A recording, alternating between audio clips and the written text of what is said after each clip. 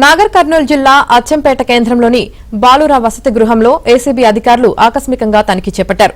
Mahabub Nagar ACB DSP CH Balakrishna ఆధ్వర్యంలో 9 శాఖల అధికారులతో కలిసి సోదాలు నిర్వహించారు. వసతి గృహాల్లో 18 రకాల రికార్డులను సంబంధిత వార్డెన్లు మెయింటెనెన్స్ చేయాల్సి ఉంటుంది. ఈ తనిఖీల్లో భాగంగా అందుకు సంబంధించిన ప్రతి రికార్డులను క్షుణ్ణంగా పరిశీలించారు. విద్యార్థులకు అందించే భోజనం, వసతి గృహ పరిసరాల పరిశుభ్రత, విద్యార్థుల సంఖ్య, మెనూ పాటిస్తున్నారా లేదా, రికార్డుల నమోదు ప్రక్రియ న్యాయబద్దంగా ఉందా లేదా ఇలా అనేక విషయాలపై ఆరా తీశారు. తనిఖీల సమగ్ర నివేదికను ప్రభుత్వానికి అందిస్తామని, అనంతరం చర్యలు ఉంటాయని ఏసీబీ డీఎస్పీ సిహెచ్ బాలకృష్ణ తెలిపారు.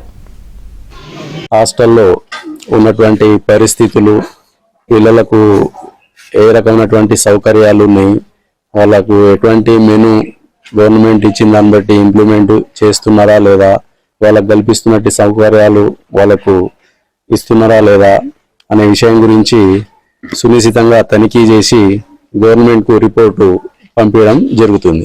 విద్యార్థుల యొక్క స్టేట్మెంట్ కూడా తీసుకుంటాం. తర్వాత మెనూ ఫాలో అవుతున్నారా లేదా కూడా చూస్తాం.